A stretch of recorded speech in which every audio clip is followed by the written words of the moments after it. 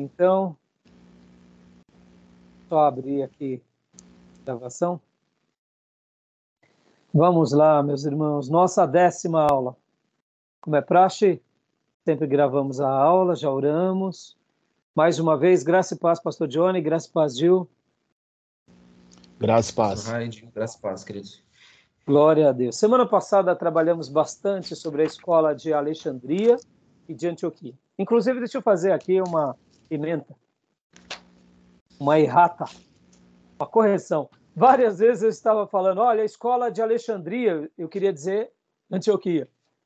E aí eu troquei um monte de vezes, eu assisti a aula de novo, eu falei, pelo amor de Deus, são as, né? É Alexandria, alegorização, Antioquia, então é tudo A, e depois eu falei assim, bom, eu espero que vocês, né, não tenham se perdido. Então, a gente entendeu, pastor. Entendeu, né? Mas vocês notaram que eu trocava bastante vezes, né? A escola de Antioquia, a interpretação deles é tríplice. É a interpretação teológica, gramatical e histórica. E a escola de Alexandria é a escola onde eles usavam muito da alegorização, né? Os judeus alexandrinos, Filo em especial, usava a alegorização, como também usou a filosofia platônica, tá bom? Só para dar uma recapitulação breve aqui nessa errata. E outra coisa também, logo depois, nos primeiros séculos, a escola de Alexandria, ela continuou usando a alegorização. E a escola de Antioquia, ela se fundamentou ainda muito mais nesse tripé da interpretação. Hoje a gente vai continuar falando sobre isso, né? Nós começamos semana passada, e aqui eu quero, antes de irmos para o livro-texto, eu vou hoje trabalhar nos slides, mas é a síntese do livro-texto. Quero ler duas passagens com vocês. Quero ler o Salmo 19, tão conhecido por nós. Semana passada eu falei bastante sobre a arte e a ciência, lembram disso? Falei sobre a arte, sobre a ciência, fiz várias perguntas para vocês, entramos até em temas políticos, porque eu achei que tinha a ver com o contexto para explicar um pouco essa diferença. E eu quero ler o Salmo 19, e hoje eu quero fazer uma outra pergunta, dentro ainda desse contexto, porque quando nós fazemos a hermenêutica, que é a arte de interpretar, ó, o nome já diz, é a arte de interpretar. Ela é ciência, mas ela é arte também. Então, eu quero fazer uma pergunta depois da leitura desses salmos, tá bom? Dos salmos e do texto de Hebreus. Salmo 19. Quem achou aí? Pode ler para nós, pastor? Vamos lá. Os céus declaram a glória de Deus. O firmamento proclama a obra das suas mãos. Um dia fala disso a outro dia, uma noite o revela a outra noite. Sem discurso nem palavras, não se ouve a sua voz. Mas a sua voz ressoa por toda a terra e as suas palavras até os confins do mundo. Nos céus, ele armou uma tenda para o sol, que é como o noivo que sai do seu aposento e se lança em sua carreira com a alegria de um herói. Até aí tá bom, pastor. Até aí. Não, leia para nós, pode ler também o 6 e o 7, só. Beleza. Sai de uma extremidade dos céus e faz seu trajeto até a outra. Nada escapa ao seu calor. A lei do Senhor é perfeita e revigora a alma. Os testemunhos do Senhor são dignos de confiança e tornam sábios os inexperientes. Maravilha. Esse salmo maravilhoso que fala sobre a criação de Deus e fala sobre a palavra de Deus. Uhum. As duas revelações de Deus, na teologia chamamos de revelação especial e revelação natural. A criação de Deus é a revelação natural. Pode ver que o salmista está dizendo que a criação de Deus anuncia a glória de Deus. E aí, logo na sequência, ele vai para a palavra de Deus e fala que a lei do Senhor é perfeita, revigora a alma, os preceitos do Senhor são justos e dão alegria ao coração, os mandamentos do Senhor são límpidos e trazem luz aos olhos, O temor do Senhor é puro e dura para sempre. As ordenanças do Senhor são verdadeiras, são todas elas justas. E no versículo 10, ele demonstra o desejo dele. São mais desejáveis do que o ouro, do que muito ouro puro. São mais doces do que o mel, do que as gotas do favo. Por elas o teu servo é advertido. Há grande recompensa em obedecer-lhes. Ou seja, ele mostra a criação, ele mostra a grandeza da criação, a riqueza da criação, e aí ele vai para uma outra criação, que para ele é mais preciosa do que tudo de precioso dessa criação. E ele diz que é essa revelação, que é a palavra de Deus, que ele deseja mais do que as próprias riquezas, ou aquilo que era mais importante naqueles dias. Porque aqui, quando ele fala do ouro, ele está falando daquilo que era o sinônimo de todo glamour e riqueza para os seus dias, tanto o ouro quanto as joias. E ele diz, a palavra de Deus, para mim, vale mais do que aquilo que os homens consideram mais precioso. Ou seja, fantástico. Um texto maravilhoso, poético, mas ao mesmo tempo uma revelação. E agora um outro texto que eu quero ler com vocês, que está em Hebreus, capítulo 11, versículo 10. Leia para nós, irmão Infondilson.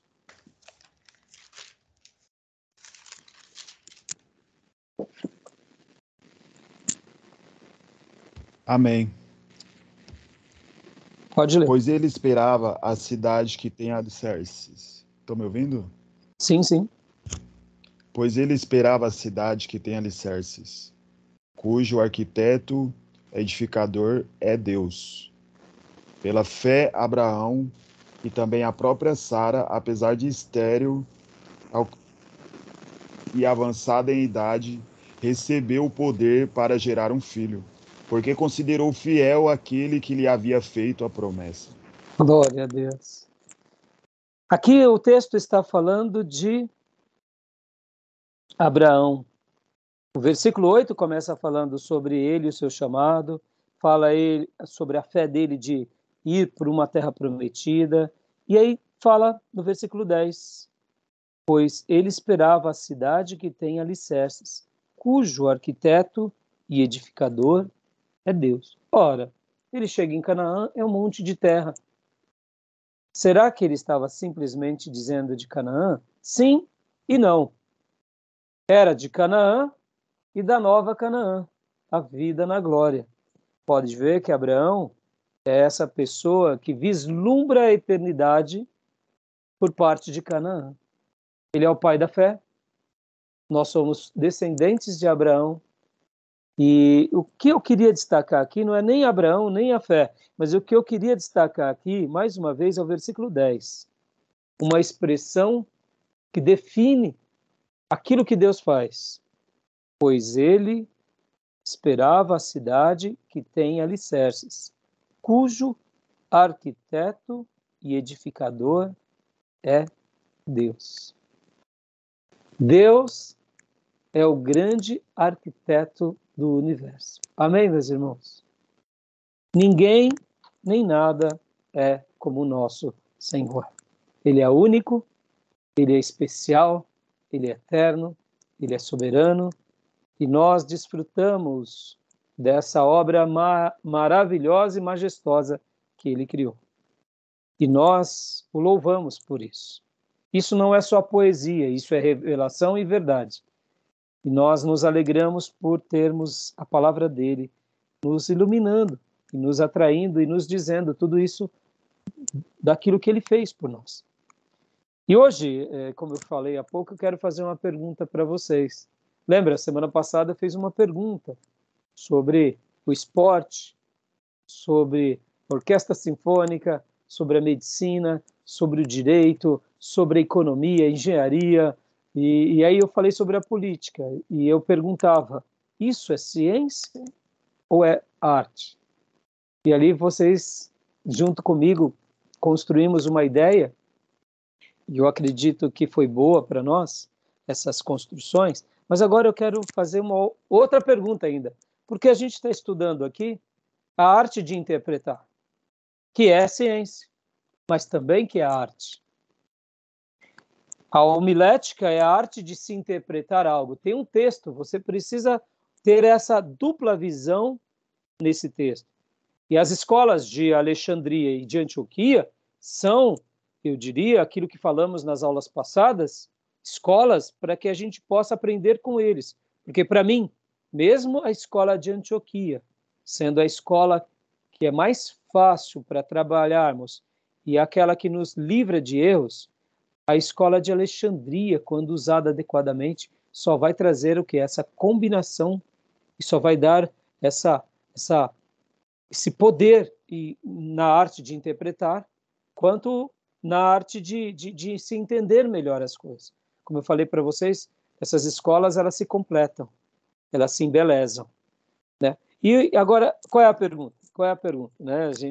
Eu já li aqui o texto que eu gosto de ler sempre no início da nossa gravação, né? Lembrando que todas as nossas aulas são gravadas. Agora, a grande pergunta é: o nosso culto que damos a Deus, pessoal e principalmente coletivo, é ciência ou arte? Quando eu falo ciência, leia-se estudo, técnica, profundidade. O nosso culto, ele é ciência ou ele é arte? O que vocês acham? Eu acho que é os dois. E, bom, porque eu acho que é os dois? Porque a gente oferece a nossa razão, mas quando nós também entoamos um cântico, a gente também pode estar adorando e a gente expressa a arte através daquele cântico. E aí, Gil, e você? Também acho da mesma forma. Eu não lembro onde está um texto que fala sobre o culto racional. Romanos 12. Sim. Então, eu acredito da mesma forma que, ao mesmo tempo que nós prestamos um culto ao Senhor racionalmente, com o nosso entendimento, com tudo aquilo que a gente conhece sobre Ele, que a gente ouviu sobre Ele, a gente também presta um culto para Ele em arte, né? Com a nossa espiritualidade, enfim, com as duas partes, eu acredito. Quando eu pergunto assim, é até estranho, né? Parece que, poxa, pastor, e agora? Poxa, complicou, hein? Porque, né? É ciência, é arte. Olha que interessante.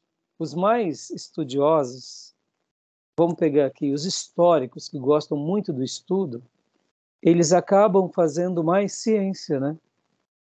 Tudo é estudo, tudo é estudo, tudo é estudo, tudo é estudo, tudo é estudo. Está na letra, não está na letra. Quando eu falo ciência aqui, a gente tem que fazer a leitura do quê? Ciência como conhecimento, como estudo. Sabendo que ciência, é óbvio, né? Não estou me referindo apenas à ciência, à parte científica, biológica. Estou falando ciência como aptidão, como academia. Os nossos irmãos históricos, eles prestam muito esse culto racional. Podem ver que é em prol do culto racional que muitas vezes até eles pecam, né? Porque é muita razão, é muito. E aí Paulo vai falar, né, que a letra mata, mas o espírito vivifica. Por quê? Porque de fato a letra mata. Lembro na aula passada, a tradição oral, as escolas rabínicas, o Midrash, né? Lembram que a gente estudou um pouco sobre os judeus palestinos, e os judeus palestinos, Hillel falava bastante sobre eles, e lá tinha tanto a questão do Midrash, quanto também a questão de outros termos que derivavam do Midrash, que era o Halaká, o Haggadah, e aí a gente vai vendo o seguinte, que essas escolas, essas tradições, elas estão baseadas mais no quê? Nesse princípio acadêmico, do estudo. Nós pegamos o que é sagrado, que é um objeto de fé, e estudamos. E o povo avivado e pentecostal? É mais emotivo, é mais caliente, é mais emoção. Pode ver que, geralmente, eles não estão tão firmados na questão apenas do estudo. O estudo é importante, mas o fogo, quando cai, A presença de Deus, o anjo quando vem, não é assim? É um lado mais emotivo. Agora, olha que interessante. Vamos lá. O nosso culto pessoal, a nossa devocional, ela é arte e ciência. Pode ver que nós lemos a Bíblia esperando Deus falar conosco, nas linhas e nas entrelinhas. Nós ficamos sensíveis ao toque do Espírito durante o dia, ao ouvir a voz de Deus por meio de alguém, ou de alguma coisa, uma canção, por meio de uma oração. Notem que a vida espiritual pessoal, ela tem o lado científico de estudo, de profundidade, mas ela tem o lado artístico, do improviso. Quantas foram as vezes na nossa vida que Deus usou circunstâncias, pessoas, acontecimentos para falar conosco? Muitas vezes assistindo um filme, vendo uma reportagem, vem o Espírito Santo e preste atenção, meu filho, não é assim? O que é isso? É muito mais do que ciência. Você não mensura. Pode ver que a Bíblia vai falar que a própria Bíblia em Hebreus vai falar que a palavra de Deus ela é viva e eficaz. É um livro que você não acorrenta. As palavras elas são espirituais, elas são poderosas, mas elas são técnicas. Elas estão ali. Então, o nosso culto pessoal, eu diria, ele é arte, mas ele é ciência. E na igreja, pastor, irmãos, na igreja, eu diria que é muito mais arte. Toda liturgia, o que é uma liturgia? É arte. Adorar a Deus é arte. Nos reunimos, temos ordem no culto, todos sentam, levantam, dão abertura, termos técnicos, linguagens sagradas, cumprimentos sagrados, jargões sagrados, adoração. Quer uma expressão mais artística do que adoração, meus irmãos? Podem ver que a própria Bíblia, principalmente no Velho Testamento, é leis, profetas, livros históricos e poéticos. Deus deixa uma quantidade enorme da revelação dele sendo artística de propósito. É como se Deus falasse: meus filhos, abram os olhos, eu estou nas artes e eu quero que vocês sejam artistas. O culto que Abraão fazia, o culto em que Moisés fazia, e depois da revelação do tabernáculo, e depois com Davi, na reestruturação do culto, meus irmãos, quer mais arte do que isso? Os porteiros, os levitas, os tocadores, os cantores. Vejam os salmos, as famílias, os grupos. Quando a gente estuda isso, a gente vê que há um critério divino separando essas pessoas. E não era diferente no Novo Testamento, até porque todo esse pano de fundo dessa adoração artística está aonde? Está lá no templo, está na prática judaica. Podem ver que quando eles iam para Jerusalém, o que acontecia? O canto dos degraus, cantando. A maneira em que eles faziam as ofertas, os gestos em que os sacerdotes enfiavam os garfos nas panelas, nas caçarolas, pegando a sua porção, tudo repleto de arte. Na hora que se fazia o sacrifício, em que o sumo sacerdote pegava o ísopo, molhava no sangue e jogava nas pessoas, eles geralmente iam nessas festas, principalmente na festa do perdão, e eles iam todos de branco, com uma veste de linho passada, e ficavam ali recebendo. E quando o sumo sacerdote aspergia o sangue na multidão, uma gota de sangue repousava sobre eles, ou pingava sobre eles, eles guardavam aquilo, porque era o símbolo do quê? Do perdão. A queima do sacrifício, a maneira em que a fumaça subia. Meus irmãos, é arte, é arte, é arte. Nosso culto até hoje é arte. Até a maneira que a gente encerra dando a bênção apostólica. E aí o culto acabou ali como congregação, como igreja, mas continua no dia a dia, no nosso particular, para o próximo culto, não é assim? O culto que fazemos a Deus, ele é muito mais arte do que ciência. Agora, olha só, guardem isso vai ser extraordinário. Semana passada, quando eu falei sobre ciência e arte, nós aprendemos que a arte é uma das ciências ou uma das faculdades que existem na nossa vida. É uma área específica, é uma área única. Se você fizer artes, você é um artista. Se você não fez artes, você não é artista. Eu queria dizer que isso é verdade, sim, como estrutura acadêmica. Mas a arte é muito mais do que uma estrutura acadêmica. Ela permeia a nossa vida em todos os momentos. Eu acabei de dizer para vocês do culto. Talvez vocês nunca mais vão ver o culto como era. Por quê? Porque vocês vão ver, está faltando brilho ali, está faltando beleza acolá. Pode ver, irmãos, a gente entra numa igreja arrumada e limpa, toda organizada. O que é isso? É a arte. É o zelo para cultuarmos a Deus. Pode ver quando as irmãs põem um arranjo de flor, quando estão fazendo isso para o próximo, sim, mas em primeiro lugar para Deus. A ceia. No nosso último culto de ceia, a irmã chegou para mim, que está organizando, a mãe do Felipe Ente, falou assim, pastor, eu posso comprar uma mesa? Eu falei, filha, mas comprar uma mesa só para ceia? E aí a gente começou a conversar, falei, vamos fazer outra coisa? Muda os arranjos, filha, mesa a gente tem. Tá bom, pastor. Poxa, ela fez uma cena tão linda, irmãos. Ela pegou um jarro, colocou deitado, pegou uma toalha vermelha, como se fosse vinho sendo derramado, e colocou uma bacia embaixo, uma coisa... Na hora que eu vi aquilo na igreja, me deu uma alegria. Fui lá e tirei uma foto, publiquei no grupo da igreja. Um gesto de zelo, um toque para adorar a Deus, para trazer a memória da nova aliança. Ou seja, é arte. E pode ver, irmãos, quando a gente está meio relaxado, meio na carne, a gente não liga para isso. E nós, homens, não somos tão sensíveis às artes. As mulheres são mais, porque faz parte. Vem cá, você gosta de sair com a sua mulher toda entrochada, com calça largada, ou ela tem que estar maquiada, bonita, pintada? Uma arte faz parte da vida. A maneira que elas preparam o prato na mesa. Pode ver. A gente vive com arte, a gente só não se atém a isso. A maneira que a gente vai arrumado, irmãos, alinhado, é arte. A arte faz parte da nossa vida. Ela não é uma faculdade isolada.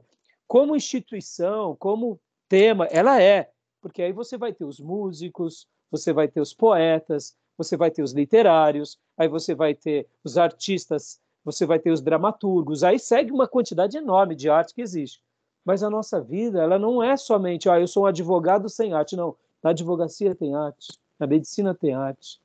E aí e existem certos setores, como é o esporte, que a arte predomina. Mas quando eu falei semana passada pitadas, eu não estava querendo dizer. Ali foi uma figura de linguagem, como o próprio pastor Johnny disse, que estava muito escola alexandrina, alegorização.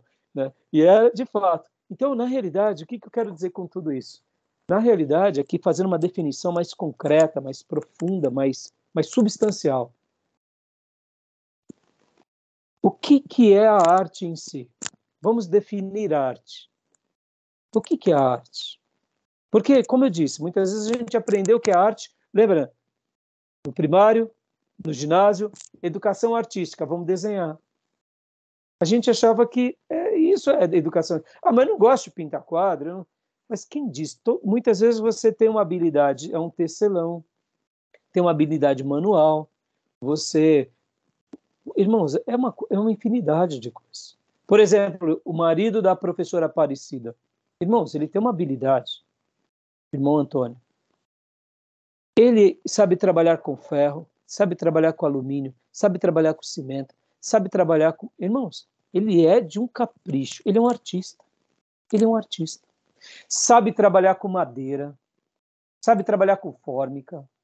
Tudo que ele faz é com uma excelência e com um capricho. Eu tive algumas coisas aqui em casa que eu precisava fazer, eu chamei ele pelo capricho. E eu, ao vê-lo trabalhar, eu notei o seguinte, ele é um artista, e a excelência do que ele faz. Mas ele faz com uma excelência. O problema é que nós, nessa hora, pagamos caro, né? Porque ao invés de demorar 2 dias, dura uma semana, entendeu? Mas é de uma profundidade, ou seja, ele é um artista, com as mãos, com o jeito de olhar, com a maneira de fazer. Então, muitas vezes a pessoa ela é ridicularizada por causa dessas questões. A gente olha, ele pinta um quadro, ele vende caro, então ele não é um artista. Ele joga futebol, então ele não é da arte. Ele canta, toca, não. Então, quem diz? A arte é muito mais. Então, me defina a arte, por exemplo. Quer ver, para facilitar aqui essa pergunta? Me defina o que é bonito, o que é belo e o que é esplêndido. Já pararam para pensar? Difícil, hein? É muita coisa. E aí, pastor Johnny? Pois é porque é muito amplo, é difícil você definir, né? Eu acredito que é uma expressão que a gente às vezes traduz num gesto, como o senhor mesmo mencionou, né? Num trabalho, bom, sei lá. Olha só, eu aprendi de forma simples, é óbvio, mas profunda, com Lai Ribeiro, doutor Lai Ribeiro. Ele falou assim: o belo, o lindo, todo mundo sabe quem é ou o que é, mas não sabe como explicar. Pois é. É verdade. Você É. olha uma pessoa linda, você fala, ela é linda, tá, mas me explica porque ela é linda.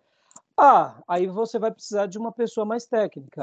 Os traços, olha como que amassando o rosto, os olhos, olha como há uma conjunção. E aí tem uma explicação técnica. Inclusive, uma pessoa muito bonita mesmo, um homem bonito, uma mulher bonita, geralmente esses traços, segundo a ciência, é porque elas estão bem próximas da perfeição. Logo, o belo, o lindo, vem de alguma coisa da parte de Deus que expressa esse lado da excelência e da perfeição. E isso vale para toda a criação. Quer ver uma coisa? Um animal lindo. Não importa se ele é felino, se ele é equino, ele é lindo. Ele é lindo. Um pássaro lindo. Tem um pássaro feio, você fala, aquele pássaro é meio estranho. Mas tem um pássaro lindo. Você sabe que é bonito, mas você não sabe explicar, porque aí quem vai explicar é quem é da área. Assim é a arte. Mas, em tese, eu queria explicar uma coisa. Que a ciência, em outras palavras, é o lado pelo qual a gente codifica e entende algo. Na matemática, eu entendo e eu codifico. Na literatura, eu entendo e eu codifico. Qualquer área de estudo, na religião, eu entendo e eu codifico. Então, por isso que ela é uma parte mais técnica. E já a arte é a roupagem que engrandece essa parte que outrora era obscura. Por exemplo, irmãos, planeta Terra é maravilhoso ou não é? Na sua essência. Sim, Espetacular. espetacular. Espetacular. Ele é magnífico, ele é esplêndido, ele é exuberante em todos os seus sentidos. Tanto fisicamente, tanto na sua estrutura química, quanto na sua estrutura biológica, animal, vegetal, todos os setores, macro e micro. Em outras palavras, é uma expressão científica da criação de Deus, que nós, por meio do estudo, aprendemos, mas ela é muito mais do que a expressão científica, porque aquilo que aprendemos e codificamos, nós temos como ciência. Mas, na realidade, é a expressão artística do Criador. O universo. Hoje, a gente conhece um pouco mais sobre o universo, sobre buraco de minhoca, luz, aquelas questões de luz escuras, energia escura, e aí vai, tantas coisas que têm se descoberto. Percebam que o universo ele é harmônico. Tudo é harmônico. É perfeito. É artístico. A arte engloba a ciência. A arte é como se fosse aquilo pelo qual Deus se revela para todos nós. E a ciência é aquilo que a gente entende da criação.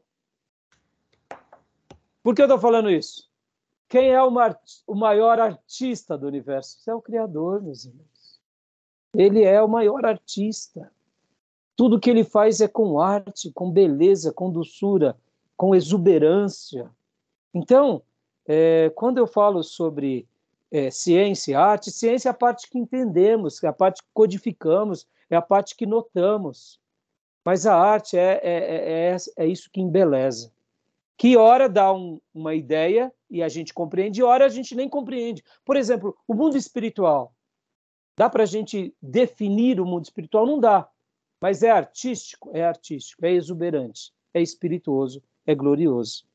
Então, diante de tudo isso, só estou falando tudo isso e estou gastando esse tempão para poder dizer o seguinte, que tanto a ciência quanto a arte caminham conosco o tempo todo em todas as áreas. E saber discernir e apreciá-las e vivenciá-las, em qualquer que seja o setor, a gente só ganha com isso. Quando semana passada eu falei da política, que entender a política como arte, eu não estava trazendo a política como um objeto insignificante quanto é a música. Quando eu comparei a política como arte, por exemplo, eu não quis dizer que a política é a mesma coisa do futebol. Hoje, por exemplo, aqui, quando eu falei que a igreja e o culto que fazemos a Deus na nossa vida pessoal e na nossa vida coletiva é muito mais artístico, eu também não estou querendo inferiorizar o culto, mas eu estou querendo enobrecer o grande artista e edificador do universo, que é o Senhor, para que a gente aprenda com ele, porque aí a vida vai se tornar mais leve, mais agradável. E aquilo que é ciência, a gente se aprofunda. E aquilo que é ciência, a gente busca. Para quê? Para que a gente realmente tenha essa doçura, tenha essa leveza. Porque podem ver, meus irmãos, nem todo mundo é poeta, mas a gente pode pedir emprestado o poema do poeta para falar uma poesia para nossa esposa. Nem todo mundo é músico, que vai compor um salmo, mas a gente pode pegar o salmo emprestado do irmão e, no momento de quebrantamento e de doação, entrar diante de Deus e adorar o Eterno. Nem todo mundo é um cantor, mas juntamente com as dezenas e centenas de vozes do coral da igreja, a gente se une aos santos e juntamente com os santos anjos que também cantam sem parar a Deus, porque eles também são artistas e lá no céu eles dizem santo, santo, santo é o Senhor dos Exércitos, e junto com a congregação, com os levitas que nos levam à adoração, e com os santos anjos no céu, a gente adora o Criador. É um toque artístico, porque a arte veio de Deus, e tudo que é belo, extraordinário e espetacular é a criação de Deus. E a gente não pode achar que a arte é do diabo, que o belo é do diabo. Não, não, não. O diabo pegou emprestado, mas, de fato, tudo isso é de Deus. Tá bom, meus irmãos? Então, eu quis gastar esse tempo aqui, porque eu acho que isso daqui faz parte do da nossa matéria, da nossa compreensão, e vocês vão aprender muito mais sobre isso no próximo módulo, que é a arte de pregar. A arte de pregar. A pregação é o momento mais artístico do culto, onde o pregador é o orador que fala em nome de Deus, e a gente para ali para ouvir a voz de Deus. Podem ver que um grande pregador, ele consegue transmitir uma mensagem poderosa, claro, unido à sua vida, unido ao seu caráter, à sua disposição, à sua piedade, e ele consegue ser aquele que fala da parte de Deus. É diferente. Não é um momento apenas ali performático, mas tem performance. Eu diria que o momento da pregação também é um momento artístico, com choro, com dramas, com emoção, com razão, com ciência, estudo bíblico, levando o quê? A palavra de Deus ao coração daquele que precisa. Tá bom, meus irmãos? Fica aqui esse presente de novo para vocês aqui. Espero que seja muito útil. Porque, para mim, ao falar sobre isso, dá vontade de não parar. Mas a gente tem um livro para seguir, então bora seguir para o livro. Querem falar alguma coisa? Eu queria aproveitar um momento só para tirar uma dúvida.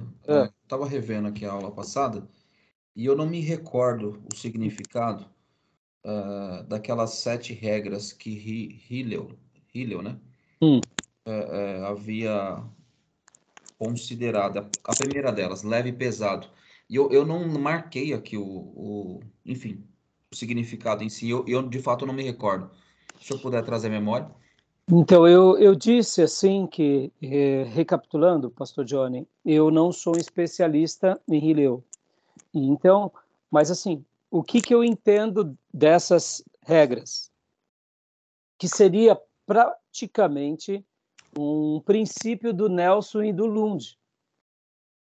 Seria praticamente o que Hillel fez aos judeus. Ele simplesmente tentou mostrar Vamos simplificar, porque lembra, os judeus na Palestina, nesses dias, eles estavam dando mais ouvido à tradição oral do que à tradição escrita. E eles pegavam a tradição escrita, e aí eles criavam as suas tradições e ensinavam para as pessoas, e principalmente eles se apreciavam mais daquele momento exegético. Por exemplo, irmãos, o que eu estou fazendo aqui com vocês é um momento exegético. Estou trazendo o estudo da hermenêutica, estou expondo a vocês, passando a vocês as minhas impressões. Perceba que quando uma pessoa dá ouvido à tradição de alguém, ao ensino de alguém, ele está aprendendo as impressões do outro. A gente precisa dos outros o tempo todo, do professor, do mentor. Então, nesses dias, havia as escolas, e as escolas criaram muitas tradições. E Rileu, então, ele simplifica. Ele foi esse intérprete que ele deixou regras mais simples. Ele pega, então, todas aquelas tradições orais, e agora ele fala o seguinte, olha, vamos se limitar ao texto, pelo texto. O que ele estava dizendo é o seguinte, vocês estão floreando tanto, dizendo que a gente precisa dar 7.000 passos, 10.000 passos, que a gente não pode fazer isso, não pode fazer aquilo, se for lavar o copo, tem que lavar por dentro, por fora. Aonde está na Bíblia isso? O que está na Bíblia? Está na Bíblia que você deve ir ao sábado adorar a Deus no templo. Tá, mas eu estou lá em Nazaré. Nazaré é a norte de Jerusalém. Não dá para eu ir no sábado. Eu teria que sair 3 dias antes, 5 dias antes, 10 dias antes, um mês antes para chegar em Nazaré. Então você adora a Deus no sábado na sinagoga. Simples. Por isso que quando ele vem do leve e pesado, ele está dando essa ideia de simplificar. Lembra que a gente começa fazendo a nossa interpretação, segundo Nelson Lund, tendo uma clareza da regra fundamental. Logo depois vem o quê? A primeira regra, palavras, o seu sentido usual e comum, leve e pesado. Sábado é o quê? Descanso. Para quê? Para adorar a Deus. Aonde? Na casa de Deus. Mas se você precisou dar um passo a mais, ou deu de menos, não é mérito e demérito. É adoração. Tá entendendo? Leve e pesado. Porque o que acontece? Você concorda que as tradições e os mandamentos pesa demais? É que nem o cristão legalista. Questão do dízimo. De repente chegavam na tradição judaica e falavam assim, olha, vocês têm que trazer o dízimo mensal, mas o irmão planta milho, o outro planta cevada, o outro planta feijão. Como que eu vou trazer o dízimo mensal?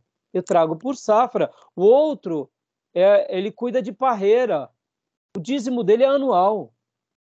A vinícola, a uva é uma vez por ano, no máximo 2, dependendo da ocasião. Eu não acompanho, não sei quantas vezes, eu deduzo ser uma vez por ano.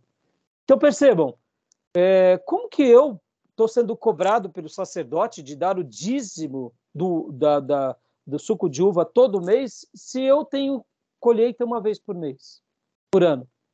Então, eu vou dar o dízimo uma vez por ano. Ou seja, simplificando, é nisso. Por isso que ele vai seguindo isso, ó, leve e pesado, isto é, a minore ate a majus, e vice-versa. E o B, equivalência, dando aquela ideia de procurar ver textos que são equivalentes. Por exemplo, quando nós lemos os 10 mandamentos, nós sabemos que os 4 primeiros mandamentos se dirigem a Deus, e os 6 segundos mandamentos é ao próximo. Quando Moisés veio e disse, também lá no livro das leis, amarás o Senhor teu Deus de todo o teu coração, ele já estava dando a síntese da lei. Podem ver como nós gostamos de ser legalista no aspecto da fração. A gente vai ali para os 10 itens e muitas vezes deixa de amar. Vamos pegar um exemplo disso. Nos dias de Neemias. Oh, meus irmãos, o livro de Neemias é uma demonstração cabal disso daqui. Quando Neemias chega e se reúne com as pessoas para reconstruir as muralhas, Quem eram os empecilhos pelas quais as muralhas não eram construídas? Quem eram? Vamos lá. Tentem relembrar, livro de Neemias. Por que as muralhas... Esdras vai com Zorobabel, Zorobabel vai antes, Esdras depois vai, reconstrói o templo. O templo foi reconstruído, menor, mais simples, mas foi reconstruído. Depois vai Esdras, vai Neemias. Esdras ainda está lá. Várias décadas se passaram. Não pensem vocês que foi Esdras, Zorobabel foi, depois no ano seguinte foi Esdras, no ano seguinte foi Neemias. Não. Há um cálculo aproximado de 70 anos de distância entre a construção do templo para a construção das muralhas. Muito tempo, irmãos. Muito tempo. Por que as muralhas demorou tanto tempo para ser construída? Pergunta. Quem foram os grandes empecilhos à construção das muralhas? Já pararam para pensar? Né? Os principais da cidade mesmo, parecia que eles não queriam que... Quando Neemias se levantou para reconstruir as muralhas, ele sofreu bastante retaliação por estar levantando as muralhas, né? Pastor Johnny, lembra? Eu estou olhando na Bíblia agora. Então, Capítulo 4 de Neemias, né? Mas Sanbalat, Tobias, mas hoje é isso aí. Os principais que governavam aquela região estavam bem confortáveis, aliados a toda a região, explorando seus compatriotas. Meu Deus. Eles eram os exploradores dos seus próprios. Durante os cultos de quarta, que eu precisei pregar, eu fui falando sobre Neemias. Quando a gente lê Neemias, antes de Neemias reconstruir a muralha, Neemias reconstruiu o altar dentro dele. Ele tem uma informação negativa de Jerusalém e ele busca Deus em jejuns e orações. Vai diante do rei e sabe que poderia morrer e assume o risco. Ou seja, ele restaura o amor dele pelo povo. Segundo lugar, ele vai para o lugar. Antes de ele reerguer a muralha, ele reergue o quê? A fé.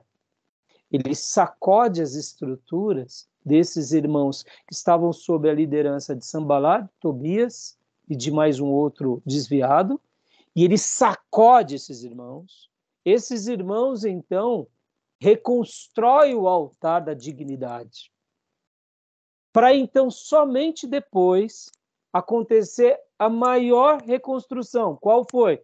Reconstruir a palavra no coração deles, para depois, então, reconstruir a muralha. Entenderam? Há um processo de reconstrução. Mas quem eram os grandes empecilhos? Eram os egoístas, eram os carnais que estavam ali com eles, que enriqueceram em função da miséria alheia e estavam satisfeitos. Por isso que Neemias, ele vai e faz isso. Então, aqui, equivalência. Percebam, eram judeus poderosos tomando proveitos dos seus compatriotas destruídos. Neemias traz equivalência, traz...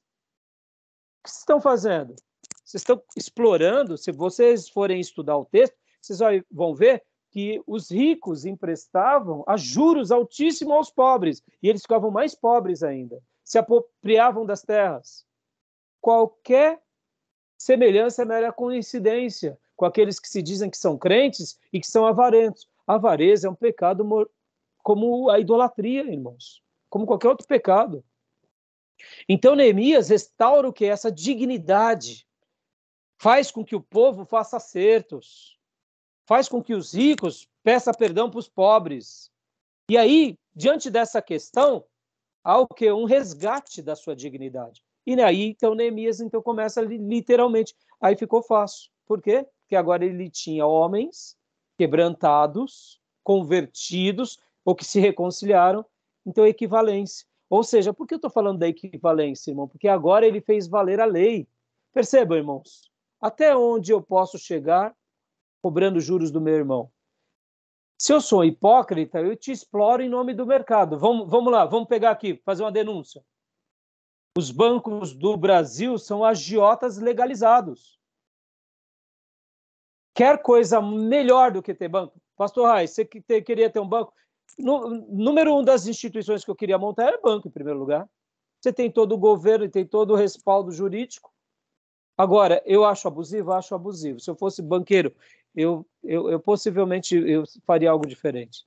Que eu não conseguiria dormir com a minha consciência tranquila, saqueando das pessoas como eles fazem. Porque, irmãos, pega o cartão de crédito. 300% por ano. Irmão, onde você vai? Que investimento que te dá 200% por ano? 100% por ano? Quer coisa melhor do que essa?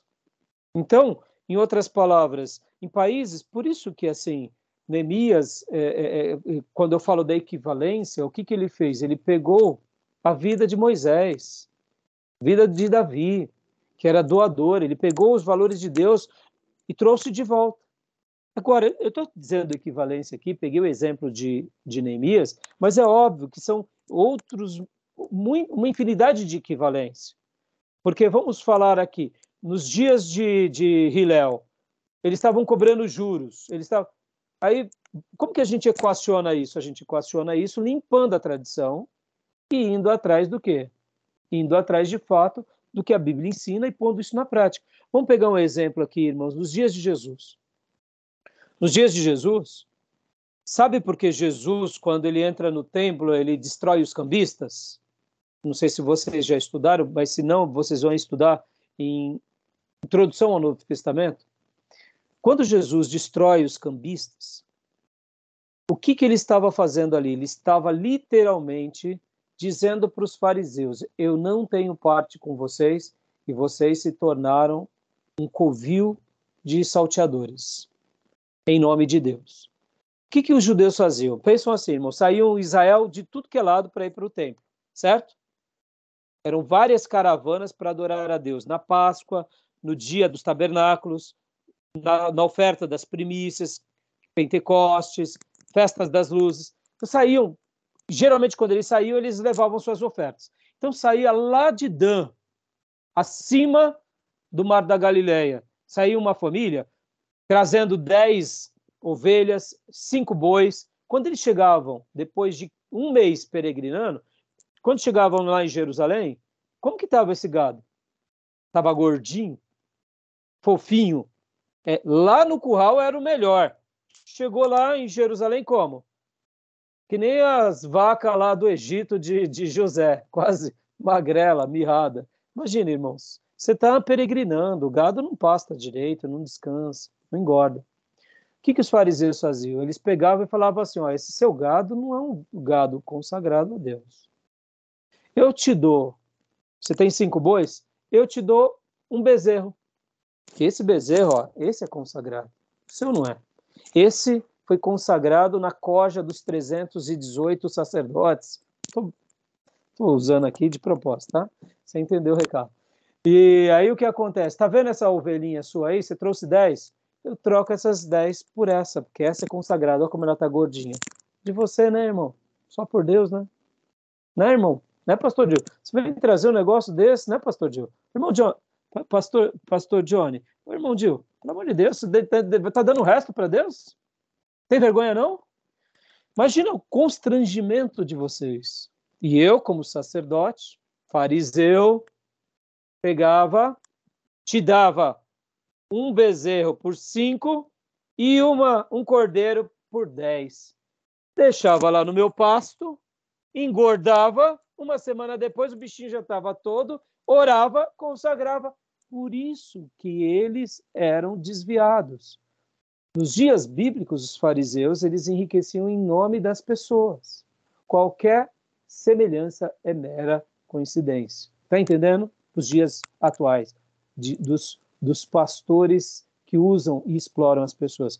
Por essa razão, Jesus derruba as bancadas e ninguém fala nada, porque sabiam que o que eles estavam fazendo era errado, as pessoas já não suportavam mais, e Jesus tem aquele ato que para muitos foi vil. Alguns vão dizer que Jesus, eu lembro que eu conversando com o Espírito, ele fala, não, Jesus se esbarrou. Eu falei, não, o texto sagrado diz que ele chutou. Mas como? Ele é perfeito, ele fez isso.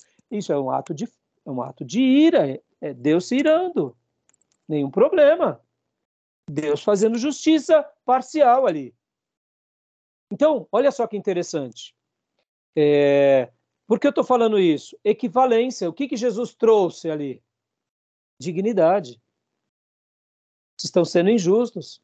Vem cá, vamos agora avaliar as ofertas do morador de Jerusalém, ou melhor, morador de Dan, e o outro que saiu de Nazaré. Chegou mirradinha, mas era o melhor deles. Era o melhor deles. Tinha que ser feito o sacrifício. Se houvesse o consentimento por parte de quem veio, no caso, na peregrinação, trocar, desde que não fosse de uma forma tão abusiva, exploratória. Podem ver que os fariseus gostavam de orar nas praças e iam nas casas das viúvas, se apropriar das coisas das viúvas, em nome de Deus. Entendeu, irmãos? Por isso que eles recebem o castigo de Deus. E em Mateus 23, o Senhor, com um ímpeto num discurso de fúria, disse, ai deles.